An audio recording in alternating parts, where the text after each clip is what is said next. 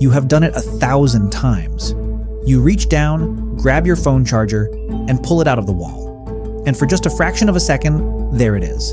A tiny blue-white flash, a faint little snap.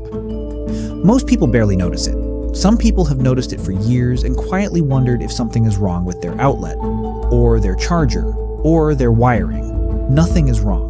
That spark is not a warning sign. It's not a fault. It's not even particularly unusual. It's just electricity doing exactly what electricity does, and once you understand it, you'll never look at it the same way again.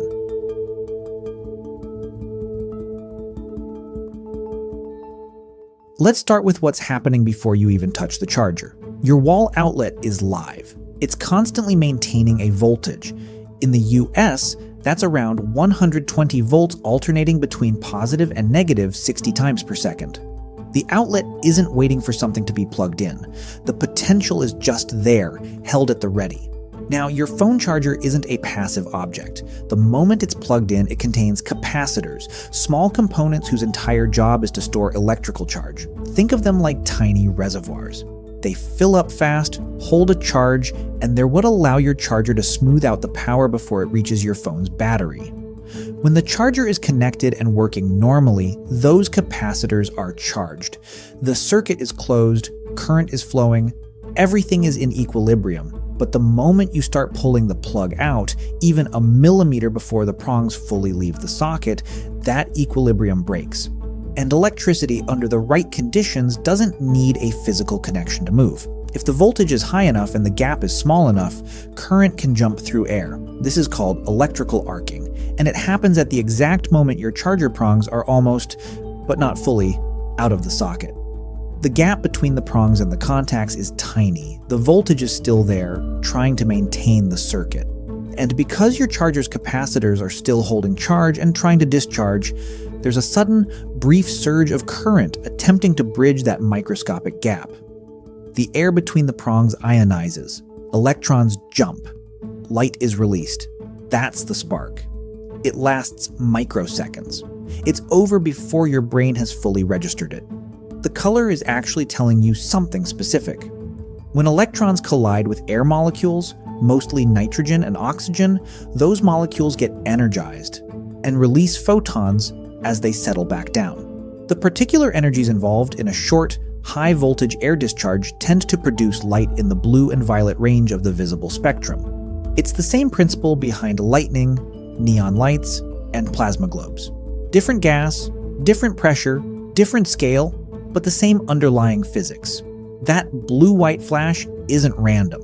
It's the color of ionized air under rapid electrical discharge. Now, is it damaging anything? Short answer, not meaningfully, not under normal conditions. The arc lasts such a brief time that the energy involved is minimal. Modern outlets and plugs are designed with this in mind.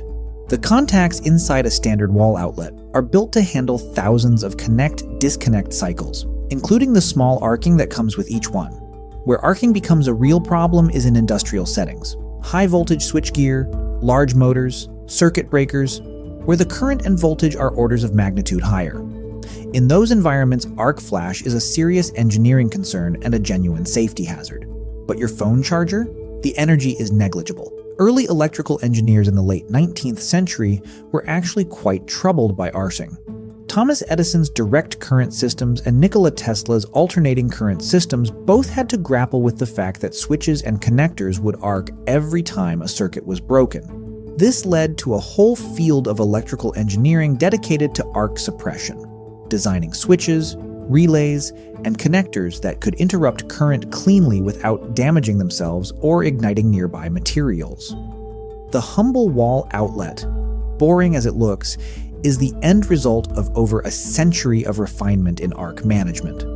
The geometry of the contacts, the spring tension of the internal grips, the materials used, all of it has been quietly optimized so that the arc you see is as brief and contained as possible. So the next time you unplug your charger and catch that little flash, you're not seeing something going wrong. You're seeing something going exactly right. You're watching voltage find a path through air for a few dozen microseconds before the circuit finally opens. You're watching the same physics that governs lightning, plasma, and welding arcs. just scaled down to something that fits between 2 prongs and a wall socket. Electricity doesn't just flow through wires, it wants to flow. That spark is what it looks like when you interrupt that intention. If you enjoyed this video and learned something new, please give it a like and share it with someone who might enjoy it too.